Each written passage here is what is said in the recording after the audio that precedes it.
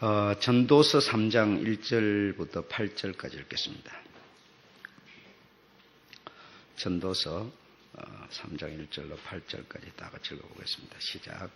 천하에 범사가 기한이 있고 모든 목적이 이룰 때가 있나니 날 때가 있고 죽을 때가 있으며 심을 때가 있고 심은 것을 뽑을 때가 있으며 죽일 때가 있고 치료시킬 때가 있으며 헐 때가 있고 세울 때가 있으며 울 때가 있고 웃을 때가 있으며 슬퍼할 때가 있고 춤출 때가 있으며 돌을 던져버릴 때가 있고 돌을 거둘 때가 있으며 안을 때가 있고 안는 일을 멀리할 때가 있으며 찾을 때가 있고 잃을 때가 있으며 지킬 때가 있고 버릴 때가 있으며 찢을 때가 있고 꿰맬 때가 있으며 잠잠할 때가 있고 말할 때가 있으며 사랑할 때가 있고 미워할 때가 있으며 전쟁할 때가 있고 평화할 때가 있느니라. 아멘.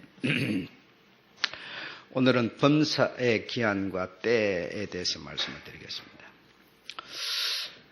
하나님이 우리 사람이든지 또 피조물들에게 하나님이 어떤 때를 정해 놓기는 했지만 하나님이 정해 놓은 때대로 돌아가지는 않는다는 겁니다. 하나님이 정해 놓은 때대로 돌아가지는 않고 우리들 하기 나름으로 그 때라고 하는 시간이 간다는 거죠. 그러니까 사람은 죽을 때가 분명히 있습니다. 죽을 때가 하나님이 정해놨습니다. 그래서 누구든지 모든 사람은 죽는다 이렇게 해놨는데 그 죽는 때를 정하는 것은 하나님이 정하는 게 아닙니다. 그래서 우리가 정하는 거죠. 그래서 우리가 이제 그런 경우도 있습니다. 몸이 많이 아픈 사람이 뭐 이렇게 아프면은 병원에 가고 또 약도 먹고 이렇게 하니까 골골골 하면서도 안 죽고 있잖아요. 그러니까 하나님이 어떤 저 사람에게 정해놓은 죽을 때가 정해져 있는데 그때까지는 안 죽고 살아 있다.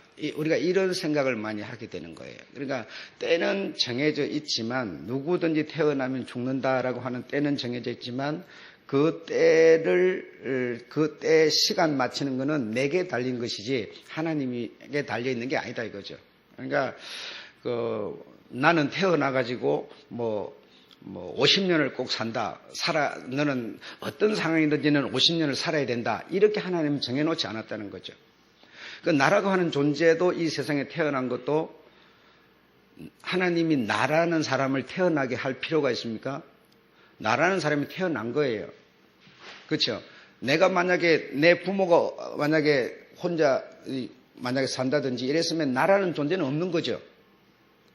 여러분이라는 존재가 꼭 세상에 태어나야 된다고 하나님이 여러분을 정해놓은 거 아니잖아요. 우리가 부모에 의해서 태어났으니까 우리가 있는 거죠. 이와 마찬가지로 누구든지 죽을 때가 있고 살 때가 있고 뭐 어쩌고 다 때가 하나님은 정해놨지만 그 때도 하나님이 정해놓은 때대로 시간표가 돌아가지 않는다. 그래서 종말이라고 하는 때도 분명히 정해져 있지만 하나님이 언제 몇월 며칠 이 이단자들이 말하는 것처럼 그 날짜 그렇게 정해놓고 있지 않습니다. 그러니까 우리가 예를 들어 하나님이 찾아야 될 그 진주 알곡 이걸 찾고 있는데 그 하나님이 스스로 찾질 않죠.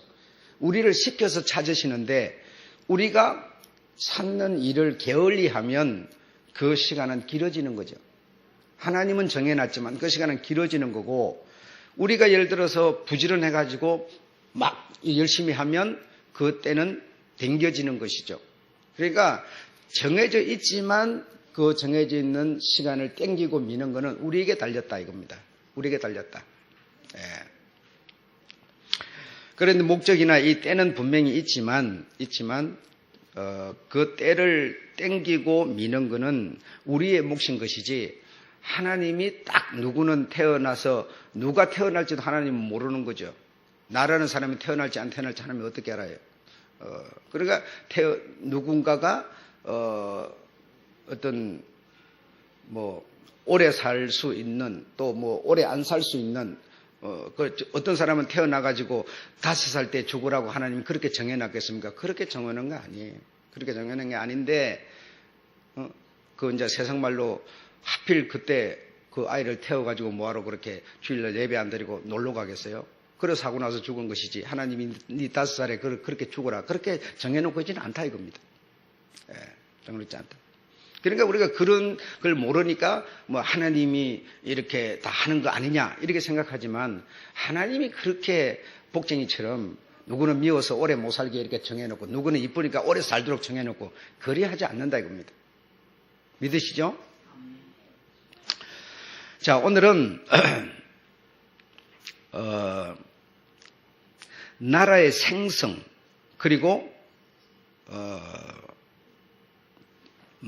멸망, 어떤 개인의 생성, 개인의 멸망, 나라의 생성, 나라의 멸망. 이것도 여러분 내가 나라는 사람이 태어날 것을 하나님이 모르는 것처럼 하나님이 내가 태어났으니까 나를 통해서 하나님은 일을 하시고 나를 통해서 말씀하시고 하는 것처럼 이 생성과 이 나라라고 하는 것도 생성, 어떤 나라는 하나님이 이렇게 세워지도록 이렇게 하고 어떤 나라는 멸망하도록 만들고 그 하나님이 그렇게 우리는 한다고 생각하지만 그러나 생성도 나 때문에 멸망도 나 때문에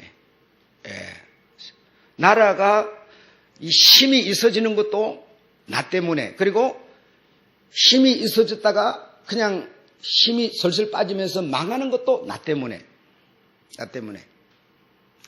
여러분이 부자가 되는 것도 여러분이 노력 여하에 따라서 부자인 사람이 망하는 것도 여러분 때문에 하나님이 망하게 하거나 하나님이 누구는 특별히 부자가 되게 해주는 게 아니라 내가 노력 여하에 따라서 내가 열심히 수고를 하고 돈을 아끼고 뭐 어쨌든 뭐 이렇게 저렇게 어쨌든 잘 돈을 굴리면 뭐 돈이 불어나는 거고 그냥 허랑방탕하게 그냥 막 쓰면은 불어난 것도 나가는 거고 그러니까 생성도 망함도 결국은 하나님이 누구를 망하게 하고 누구를 보존시켜주고 그런 게 아니다는 겁니다. 그런 게 아니다. 그러니까 결국 그것은 다 내게 달려있다. 내게 달려있다. 내게 달려있는데 나라는 그 사람이 믿음이 있으면 하나님 안에서라고 하는 말이 형성되는 거예요. 내가 노력을 해가지고 어떤 부자가 될 수 있는 그런 어떤 막 노력을 해가지고 내가 부자가 됐다 하더라도 뭐죠? 믿음이 있는 사람은 하나님 안에서라고 말하는 거예요.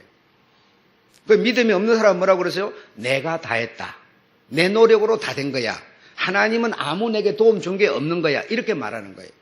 믿음이 있는 사람은 내가 노력했지만 여러분 이 건축 이거 보수한다고 여러분 돈 내시는데 그 하나님이 여러분 보고 야, 너 얼마 내라 이렇게 시켰습니까? 시키지 않았어요. 그냥 여러분은 하나님의 말씀을 듣고 순종하여 그냥 뭐합니까? 내가 믿음으로 내는 거예요. 내가 내는 거예요. 그런 것이지 너는 내라, 너는 내지 마라. 내는 것도 내 결정, 안 내는 것도 내 결정이에요. 제가 여러분한테 어떤 제안을 하면 그 제안을 여러분이 받아들이는 것도 여러분의 결정, 거부하는 것도 여러분의 결정. 그러나 믿음이 있는 사람은 여러분이 결정했지만 하나님 안에서 하나님과 함께 이렇게 되는 거고 믿음이 없는 사람은 뭐예요? 내가 결정, 내가 거부 전부 내가가 되는 거예요. 하나님이 없는 거예요. 여러분 오늘 나오는 것도 마찬가지 여러분. 교회 나오는 것도 마찬가지. 여러분이 나온 것도 여러분이 결정, 여러분의 거부예요. 그런데 나온 여러분이 뭐죠? 나는 하나님 안에서 하나님을 믿는 믿음으로 이렇게 되는 거고 안 나온 사람은 뭐예요? 자기 일에 충실해서 거부한 거예요. 그래서 생성도 멸망도 분명히 흥망성쇠는 내게 달린 것이지 하나님이 흥망성쇠가 되도록 이렇게 누구는 망하고 누구는 흥하게 이렇게 정해놓은 게 아니다라는 겁니다. 예. 다윗이 흥했어요. 흥했지만 그러니까 흥하니까 그가 계속 흥했습니까? 솔로몬이 흥했어요. 흥했지만 계속 흥했습니까? 결국 자기 때문에 망함의 길로 들어서는 거죠. 그냥 그가 솔로몬이 하는 게 하나님 보시기에 정말 계속 좋았으면 계속 흥했을 거예요. 근데 그가 하나님 눈에 나니까 뭐 어떻게 망했던 거예요. 그러니까 지가 망하게 하고 흥하게 하는 것은 지 몫인 것이지 하나님께 달린 게 아니라는 겁니다. 나라가 생성됐다. 이것도 하나님 안에서 생성된 거지만 하나님이 싫다는데 되도록 만든 건 아니라는 거죠. 예. 나는 안 망하려고 막 이렇게 노력을 하고 애를 쓰는데 하나님이 누구를 계속 망하게 만들어버리지 않는다는 거죠. 그래, 이 생성해서 망한 흥망성쇠, 망하는데 왜 망하느냐? 왜 망하느냐? 그 결론은 내 때문에 망하는데 내가 어떻게 하면 망해버리느냐? 이걸 오늘 여러분에게 말씀드리려는 거예요. 어떻게 하면 망해버리느냐? 세상에 태어나서 누구든지 거지같이 가난뱅이로 살다가 죽으려는 사람은 아무도 없어요. 세상에 태어나서 누구든지 다 행복하고 부하게 살고 싶은 거예요. 다 그런 결론을 갖고 그렇게 목적을 하지만 그러나 그렇게 살지를 못해요. 오히려 그 반대로 사는 사람도 많아요. 그런데 어떻게 했을 때 그 생성된 것이 내가 뭐죠? 나라는 사람이 세상에 태어날 걸 하나님을 몰랐어요. 우리 부모에서 내가 태어나니까 나일 뿐인 거예요. 그래서 내가 생성된 내가 어떻게 하면 망함으로 가는지 이걸 우리가 오늘 이해해야 한다는 겁니다.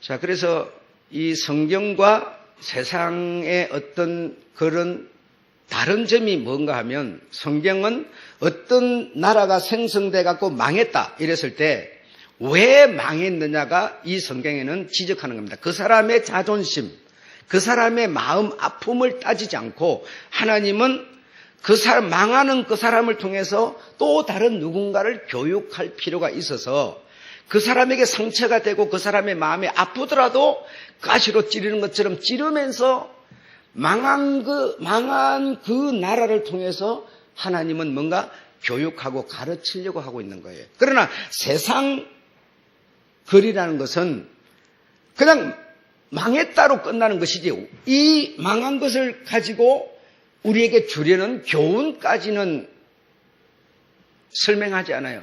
교훈까지 설명한다 하더라도 정답이 아니기 때문이에요. 그러나 성경은 망했다. 누가 망했다 그러면 망한 것은 왜 망했다? 어떻게 해서 망했다? 무엇 때문에 망했다? 그러므로 너희도 그리하면 망한다라고 하는 것을 성경은 망한 것을 통해서 하나님은 우리에게 교훈을 주시는 거죠. 어떤 사람이 흥했다. 부자가 됐다. 부자가 된 이유는 뭐다? 어떻게 해서 부자가 됐다 가르치시고 너희도 부자가 되려면 그래 하면 된다라고 우리에게 가르치는 거예요. 예. 그 부자가 되는 길을 가르치면 좋은데 반대 얘기를 하게 되면 그 어떤 당사자는 굉장히 마음이 아프겠죠. 아픈 마음을 지르면서도 하나님은 어떤 그 무엇을 통해서 다른 누군가를 교육하려는 거예요.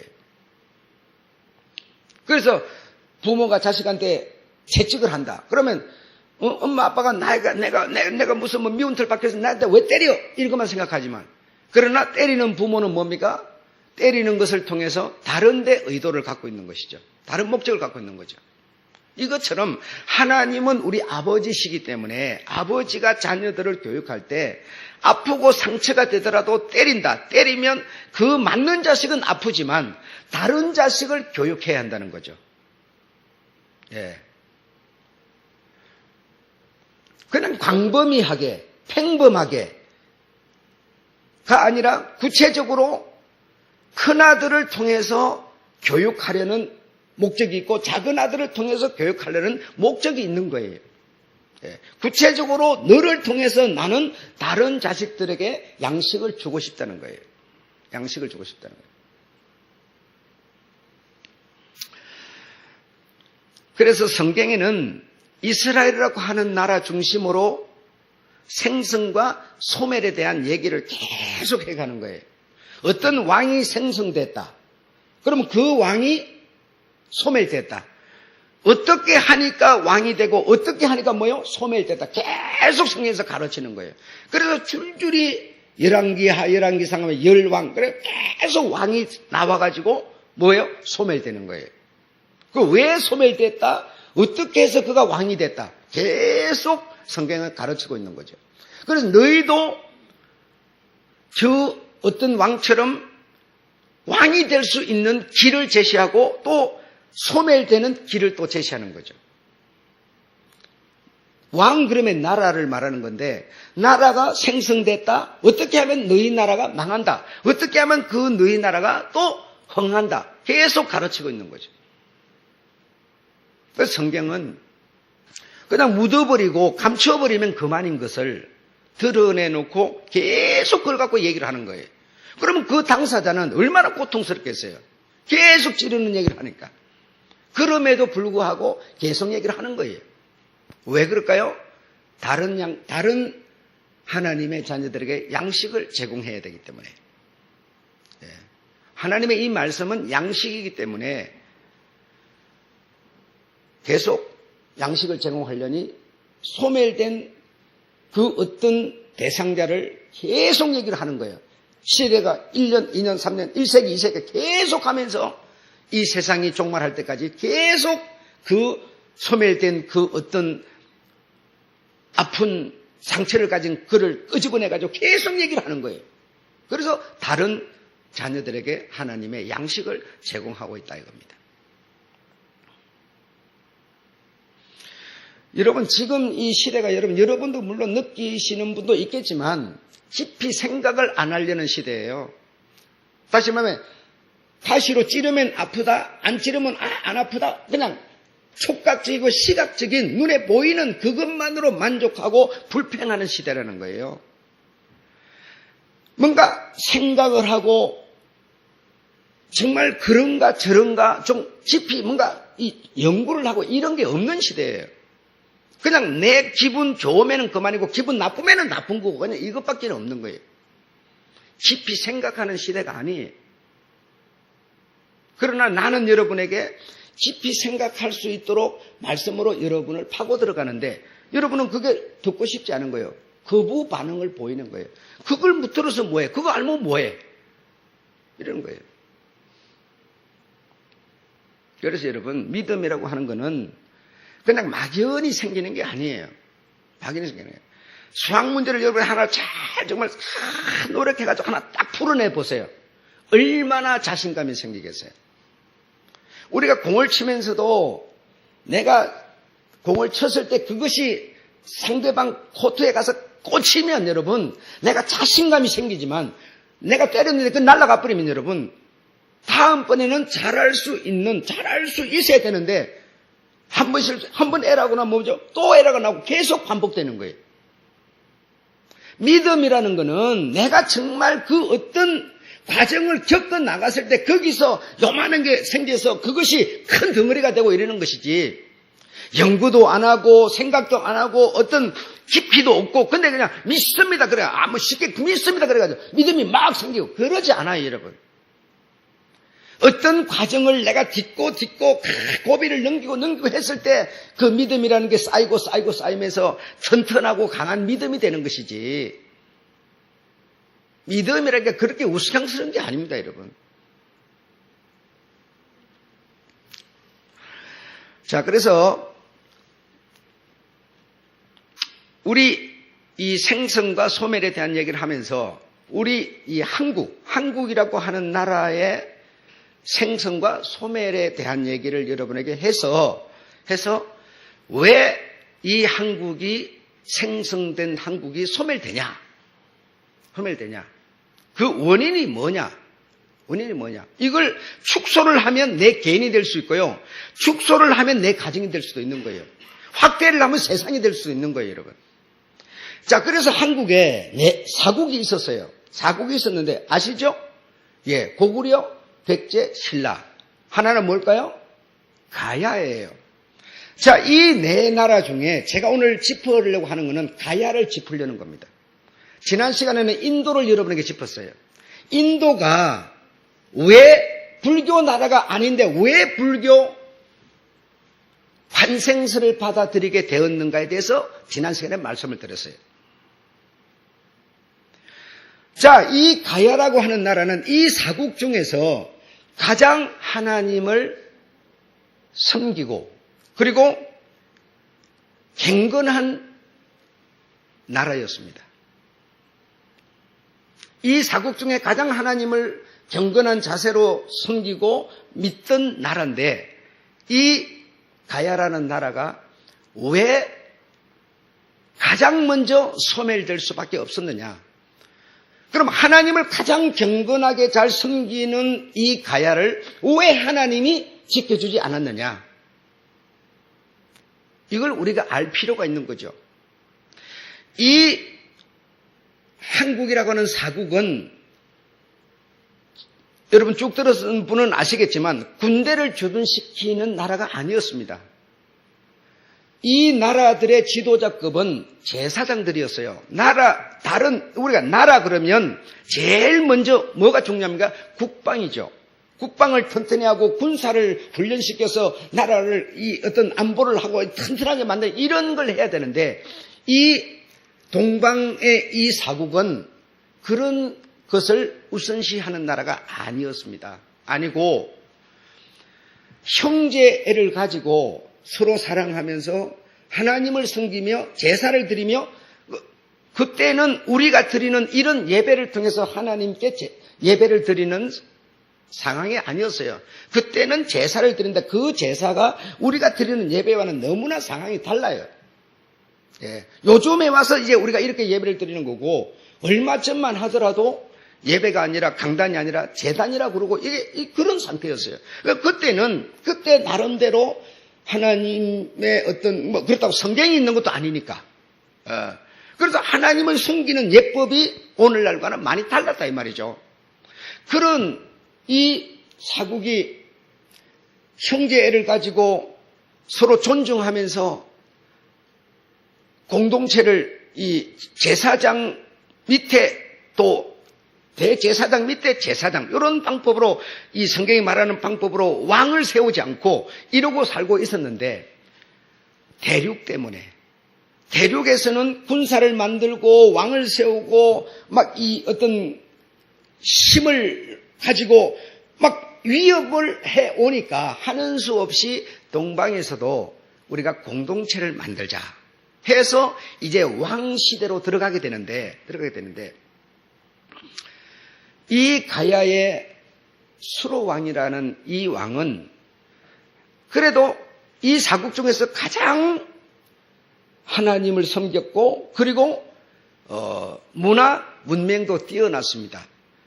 제철 기술이 뛰어났고 조선 기술이 뛰어난 그래서 이 무역을 할 수 있는 이런 실력 어떤 능력을 갖고 있는 그런 나라였어요.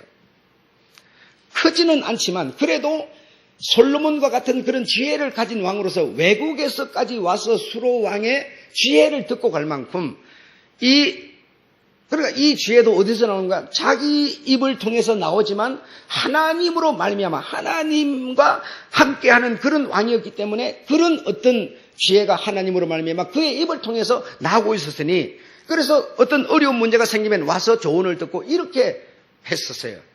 그래서 그때 당시는 무슨 국어, 수학, 영어 이런 어떤 학문이 있는 게 아니라 지식의 어떤 지도자는 어떤 사람인가 하면 바로 종교 지도자예요. 그래서 이 고대로 넘어가게 되면 그때는 뭐 국어, 수학 정치학 이런 게 아니라 전부 지식이라는 게 종교에서 나오게 돼 있었어요. 그래서 모든 나라 생성 때 가장 어뜸이 되는 것이 종교였습니다. 종교. 그래서 이 하나님을 경외하고 섬기는 이 나라와 이 왕에게서 종교인들을 통해서 그 종교인을 통해서 어떤 파송을 해가지고 그 파송된 그 곳에 가서 지식을 가르치는 이런 일을 하게 됐던 거죠. 그래서 이 수로 왕이 이 수로의 한 무녀는 뭡니까? 오늘날로 보면 무당이에요, 무당. 예, 무당인데 무녀를 어디다 파송했는가 하니 외국이라고 하는 데다가 파송해서 외국이 아니고 일본이라고 오늘은 일본이라 그러지만 그 외국에 이 수로 왕이 그 어떤 무녀를 파송을 했는데 그로 말미암아 외국이 국력을 갖추면서 나라가 생성되게 만드는 역할을 이 무녀가 하게 되는 겁니다.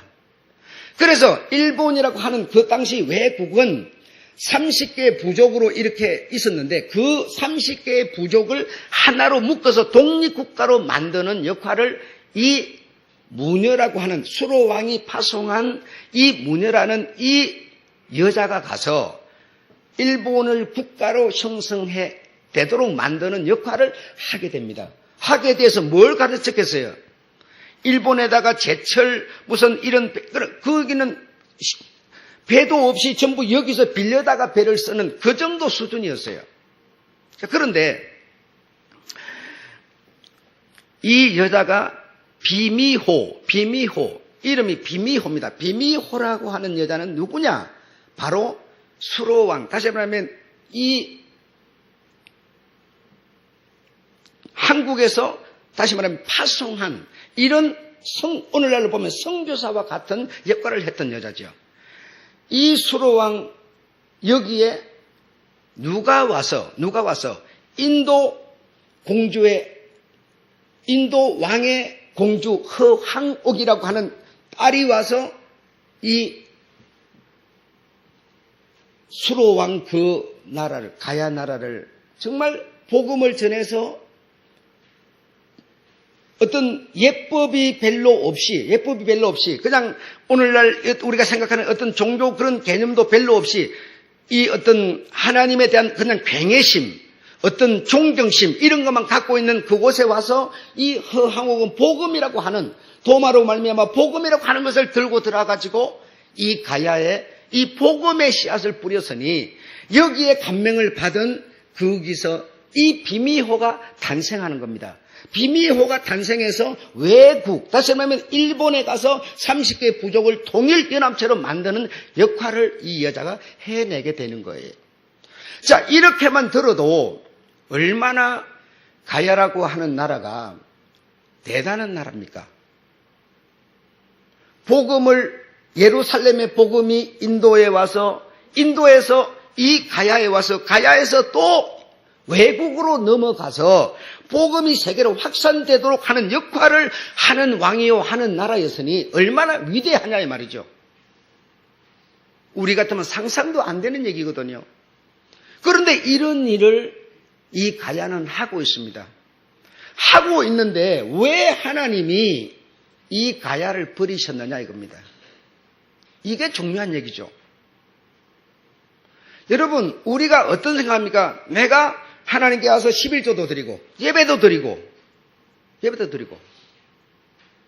대학도 나오고 이래가지고 아는 것도 많고 이런데 하나님이 나를 왜 안 봐주지? 왜 안 봐주는 거야? 우리가 그런 생각할 때가 얼마나 많은지 아세요? 하나님이 이 가야를 왜 버리셨는지를 알면 우리도 그 길을 갈 수도 있고 그 길에서 우리는 벗어날 수도 있습니다. 여러분, 성경 속에 우리가 항상 들어온 얘기, 북이스라엘, 남이스라엘, 왜 망합니까? 하도 많이 들었어요. 자, 여러분 너무너무 잘 아시죠? 죄를 지어서 여러분, 사람마다 죄안 짓는 사람은 없어요. 죄라는 것은 크고 적고 모래알같이 덩어리같이 궤도로 가다가도 거기서도 톡톡 튀어나오는 게 되고, 이거는 더 조심을 하면 더 강하게 다가오는 게 뭐죠? 죄입니다. 죄의 세력이랑 여러분 이해를 하셔야 돼요. 죄를 내가 멀리 하고 싶다 그러면 다른 방에서 치고 나와요. 그 죄라는 것은 이 세상 자체가 죄인데 우리에게 어떻게 공격을 하느냐? 나의 약점을 통해서 공격합니다. 여러분이 온전한 새 몸을 입은 영체가 된 예수님의 영체가 된 몸이 아니기 때문에 세상 물을 먹고 세상 공기를 마시고 세상 지식을 가지고 사는 우리들이기 때문에 우리는 온전치 않습니다. 나름 약점을 갖고 있습니다. 그 약점을 내가 여러분한테 지적하면 굉장히 아프지요. 기분이 상하지요.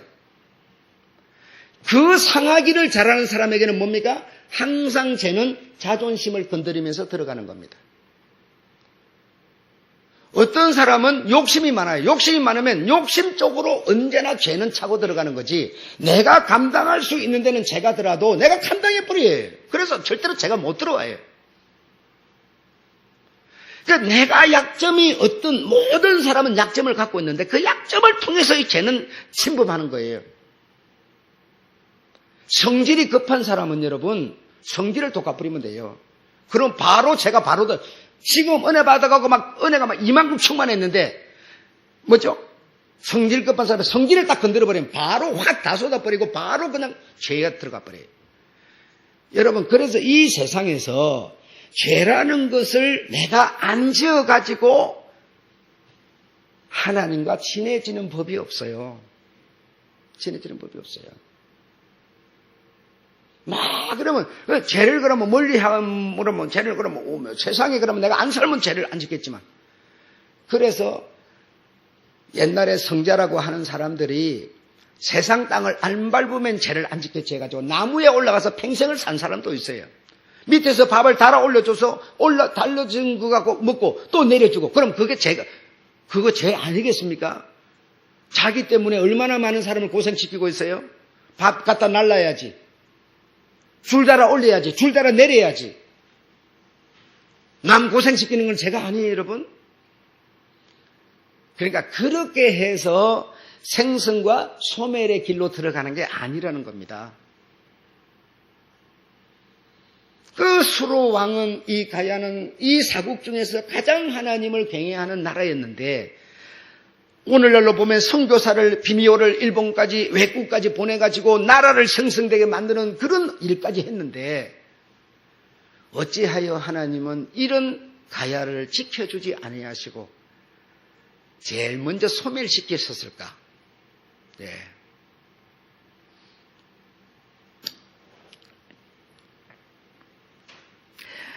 가야 6대 왕 자지왕 때, 그때가 407년에서 421년 때입니다.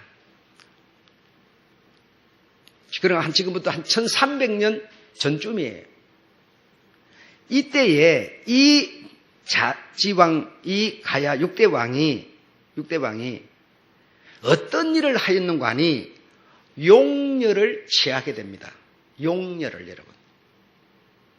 용녀를 취하여서 그 용녀로 하여금 국사에 개입하도록 합니다.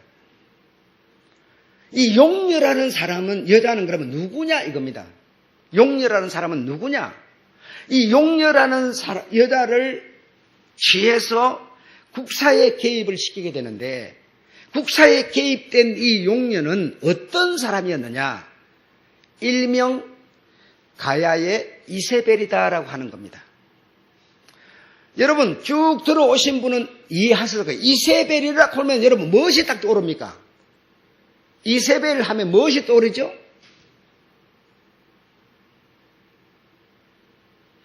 용의 머리, 다시 말하면 인본주의 머리.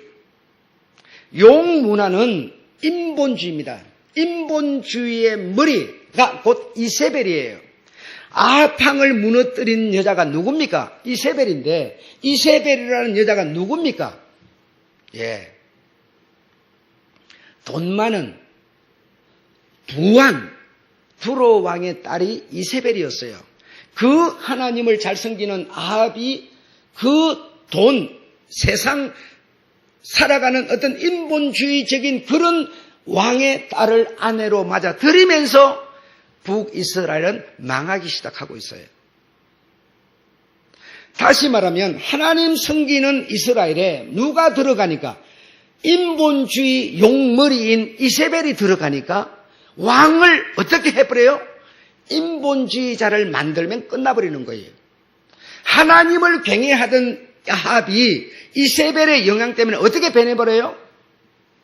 하나님께 제사가 아니라 이제는 자기가 하나님 자리에 앉아버리는 것이죠. 이세벨의 역할이 그겁니다, 여러분. 인본주의라는 게 여러분 뭔가 하면 하나님을 믿고 섬기며 가는 이 방향을 돌려놓는 것이 인본주의예요. 다른 게 아닙니다. 이세벨의 역할은 하나님을 섬기는 믿음에서 세상 네가 주체야. 네가 잘되고 네가 없이 세상이 무슨 필요 있어. 네가 있어야만 되는 거야. 자기를 하나님 자리에 올려놓는 것이 바로 인본주의, 즉 이세벨의 역할이에요. 자, 이 자지왕 정말 이 1대, 2대, 3대 하면서 이 가야는 하나님을 쫙 보면서 경건한 모습으로 가고 있는데 이 용녀를 취하여서 국사에 개입하게 만드니까 우리도 이제는 국력을 키워서 신라를 먹어야 됩니다. 백제를 먹어야 됩니다. 자꾸만 싸움을 붙이죠. 중국 대륙과 손을 잡아야 됩니다. 하면서 하나님을 섬기는 마음의 생각을 돌려버리는 겁니다. 인간적인 생각으로 돌려버리는 겁니다. 인간적인 생각으로 돌려버리면 그 자지왕의 마음속에 하나님이라고 하는 분이 빠져버리는 거죠. 여러분, 영적 전쟁이라는 것은 누가 과연 나를 지배하느냐의 싸움이에요. 여러분을 과연 누가 지배해 주느냐? 수요예배 가는 거, 헌금 드리는 거, 모든 거 전부 내가 하는 거냐? 내가 하나님 안에서 하는 거냐? 다시 말하면 하나님 안에서 하면 믿음으로가 되는 거고 하나님 없이 내가 하면 뭐죠? 인본주의가 되는 거예요. 그러면 하나님 안에서 했으면 믿음으로 하는 거니까 문제가 안 되지만 하나님 없이 자기가 한 것이 돼버리면 어떻게 돼요? 의시되기 시작하는 거죠. 우쭐해지기 시작하는 거죠. 그러면 뭐예요? 팽가르기 시작하는 거죠. 이게 뭔가 하나님이 있어야 될 자리에 하나님을 없애버리고 자기가 올라앉아버린 겁니다. 그래서 두로 왕을 일컬어서 뭐냐? 네가 하나님 자리에 올라앉았도다. 네가 하나님과 비기려고 하는 도다. 이랬어요. 그 딸이 바로 이세벨이었어요, 여러분. 그래서 가야의 이세벨, 이 용녀로 하여금 자지왕의 마음을 돌려버린 겁니다. 인본주의자로 돌려버린 겁니다. 그래서 이제는 하나님을 존경하고 섬기는 믿음 안에서가 아니라 전부 자기의 능력으로 하게 되는 거예요. 자기 능력으로 하더라도 하나님 안에서가 돼야 되는데 하나님을 뽑아버리는 게 바로 인본주의의 정신이죠. 그래서 하나님은 우리에게 두 가지만 말씀합니다. 하나님의 말씀을 듣고 하라, 불신자의 말을 듣고 하지 마라. 이 두 개밖에는 우리에게 답이 없다고 말하는 거예요. 예 하든지 아니요 하든지 이것이지 내가 결정해가지고 내 마음에 맞으면 예가 아니라는 겁니다, 여러분. 하나님의 말씀이 여러분한테 오늘 나가면 내 마음에 맞으면 예가 아니라는 겁니다, 여러분. 하나님의 말씀을 내 마음에 아마 내 자신을 부인해야만 나를 따라올 수 있다고 말하는 거예요, 여러분. 내 자신을 부인하지 못하면 내 지식이 살아있고 내 경륜이 살아있고 내 어떤 논리가 있고 이래가지고 논리에 맞으면 아멘. 이거는 절대로 하나님을 보좌에 앉힌 게 아니라는 겁니다.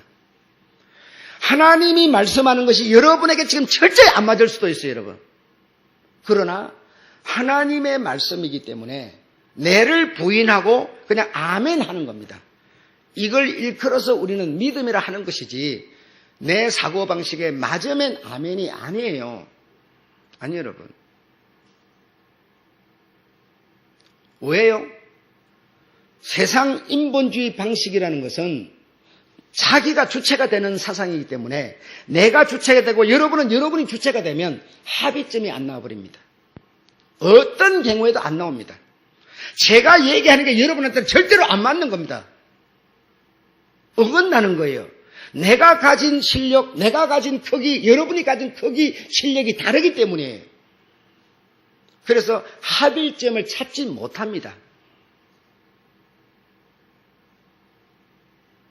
그래서 변론만 생기게 되는 거죠.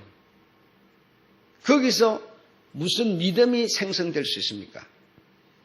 생성됐다가 소멸되는 것은 나에게서 하나님이라는 신이 빠져버리면 바로 하나님은 살아있어도 소용이 없으니까 소멸의 길로 가도록 하는 거죠. 소멸의 길로 가도록 한 그것을 교훈 삼아서 하나님의 백성들에게 하나님은 교육으로 나아가는 거죠. 교육으로 나아가는 거죠.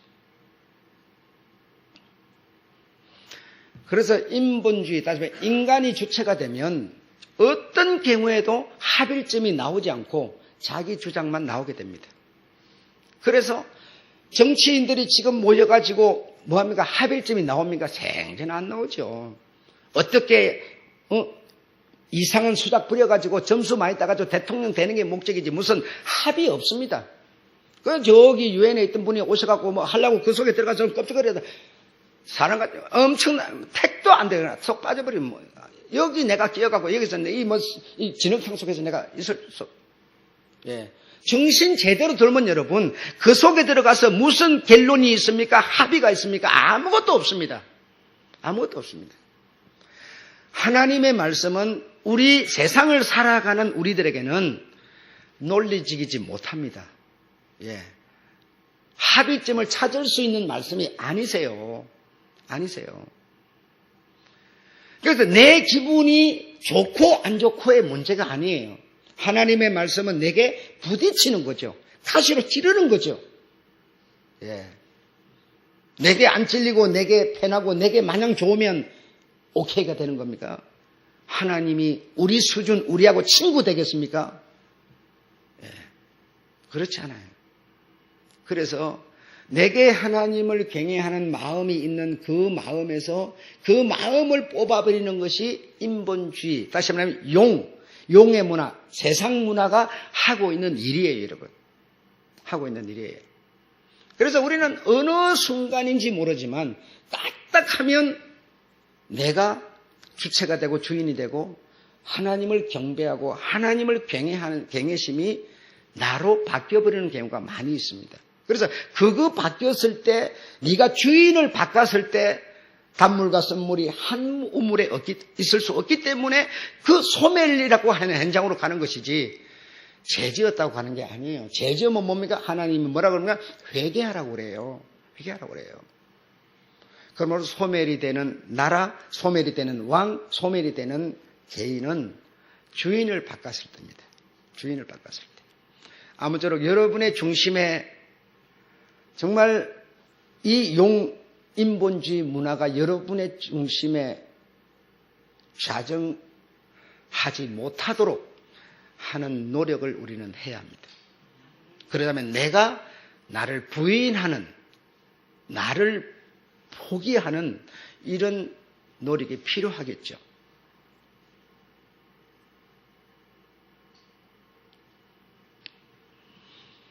안 지켜준다. 왜 하나님이 그 충성스러운 나라 가야를 버리셨을까? 예. 그러기만 생각하지 말고 무엇 때문에 하나님은 그를 버리셨어요? 왜? 주인을 바꿔버렸기 때문에. 가야의 일명 이세벨이라고 하는 이 용녀를 통해서 주인을 바꿔버리기 때문에 하나님이 거기 어떻게 계실 수가 있습니까? 오늘 이해가 잘 되셨으리라고 믿고 여기까지 하고 말씀 마치겠습니다.